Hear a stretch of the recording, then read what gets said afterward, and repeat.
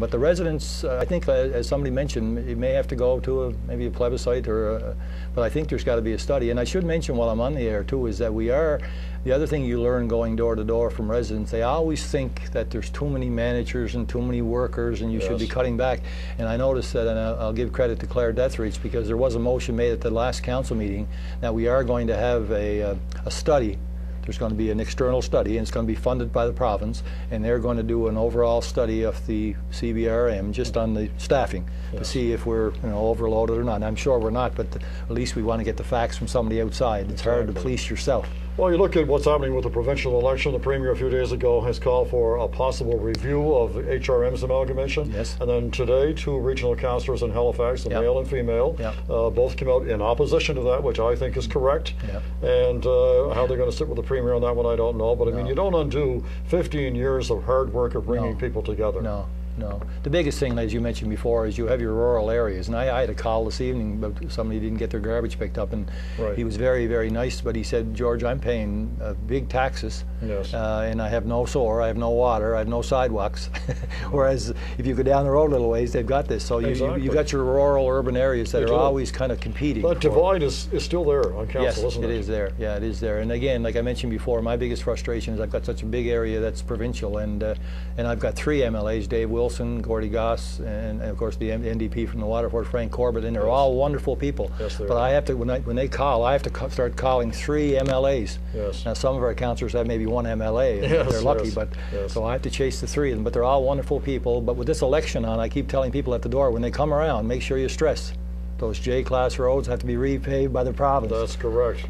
That's going to be a universal problem for many years to come. That's the first segment of the program with George MacDonald, and we'll be back momentarily.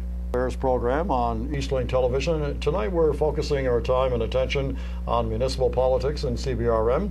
In the first half hour, we had District 10 Councillor Derek Mabriket, and in the second half hour, to my left, George MacDonald from District 4. George, let me ask you about committees, not committees, but areas within CBRM.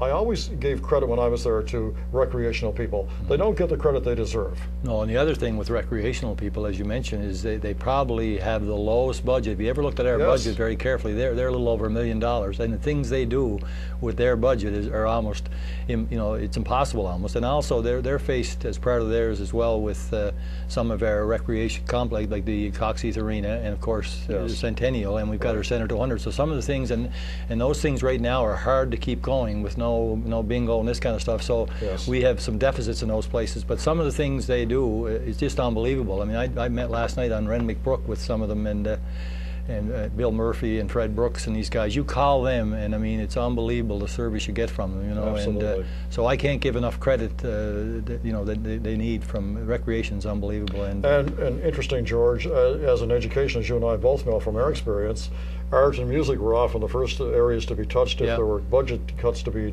discussed. And with regard to municipal politics, recreation. Well, I was just going to say, that's why it's funny, when you get doing budget, they always mention recreation, but then when you look down the page, you see the small amount of money they're spending. It's just so you kind of shake your head and say, what are they doing? Yes, exactly.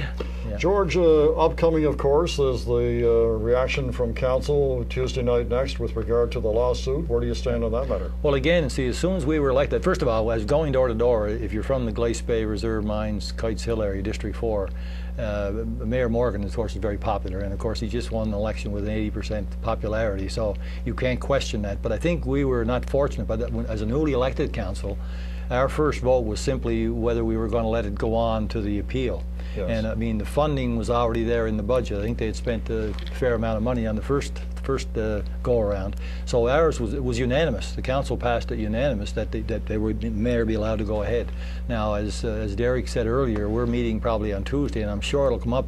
But I think they've already launched their appeal to the Supreme Court, I understand. Well, how can that happen without council? Well, that's what I don't know. That'll probably come before council on Tuesday. But I think what happened was that the council, when we first got elected, passed a motion that the first part go ahead.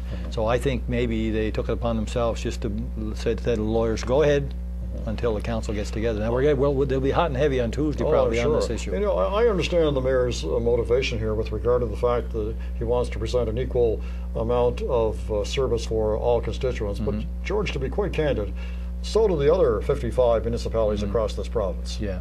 The one thing I did learn, and you know, it's funny, you even at my age, when you go into this municipal business, and you've been there, so until you get in there, until you see exactly, just, I'm not getting off on budget now, but just how bad a shape we're in. Yes. I mean, we're going to have to get help from somewhere.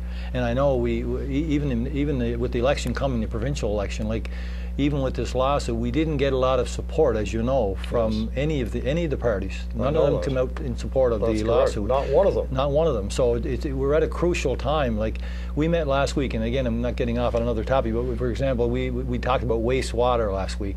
And I think the wastewater initiative in the next few years, I think the price tag on it was $400 million. Now, not 40, but $400 million. Wow. So what happens is the government's put these rules in place that we have to follow. We just come through, as you know, the water, and like I say, we've spent millions of dollars, and we have low tax base. So I guess what I'm saying is, not to get off the question, is when you get in there and you see how bad the finances are, yes, you have to say, well, somebody has got to help us. Well, how many years are going to go by before council has to legitimately and honestly look at a tax increase? Well, I think this has been happening so often the last number of years that it has not gone up. No, I think what happened. Yeah, see that's going to come. And it kind of came just. We talked about it a little bit this year, because sometimes when you're, I guess you know, we laughed before the program, when you're a politician, what happens is, and I guess I'm only a small p politician with a bald head, but once you get in there, it's funny because it doesn't bother me too much because I'm too old to worry about it now. But once you get elected, many politicians, it doesn't matter if it's an MLA or an MP or I guess a municipal politician. You're looking down the road. Once you're elected, you're worried about the next election. Yes. So what happens is, as soon as you mention tax increase, people shudder. They shudder, you know. Of course. But again, as you said, I mean, it's like it's like running a household. There's so much money coming in, so much money coming out. You know, yes, and that's why it's really. You mentioned the frustration of being a new councillor. Like the frustration is people call you and they want curb and gutter, and they want their street paved, and they really look at you with almost tears in their eyes. I mean, and then you say to yourself, well, what can we do for these people? You know, and so it's frustrating, that part. One of your colleagues, I believe, I think it was Councillor Prince or Deputy Mayor Prince, introduced a code of ethics at the last meeting. Did you not, or a meeting before that? How do you feel about that? Well, I don't know if you heard my analogy. I did. That's why I'm asking you. You're asking me a loaded question, but no, I think the code of ethics is a fantastic thing. My only question at that time, and I think they're going to discuss it in English tomorrow, is that how do you police that? Exactly. And I use the analogy, not again to be humorous, but I said it's like if you let the council watch their own code of ethics, it's like letting the fox guard the chicken barn. You know, precisely. Like who's going to say that we're not acting right? So I think there's got to be we have to find a way to sort of police that. I hate to use that word police, but you have to, like, who decides whether the councillors are acting according to this code? And I think they have to find a way to police it, whether I'm missing meetings or whether I'm insulting the mayor, or I mean, how do you police that? I mean, the other councillors, it's pretty tough to, as you know. Oh, no question. From being a former educator, it's yes, just hard, it's hard to do. So I think we're going to talk about that in English in the next couple of days, and hopefully get together and try to find some way to regulate it. You know. I think you'll really enjoy meeting your colleagues from other parts of the province as well. It's a great chance to network, George. Yeah, well, again, I know we sometimes get criticized too much, maybe for in-services or for going to Halifax or wherever, but as you said earlier,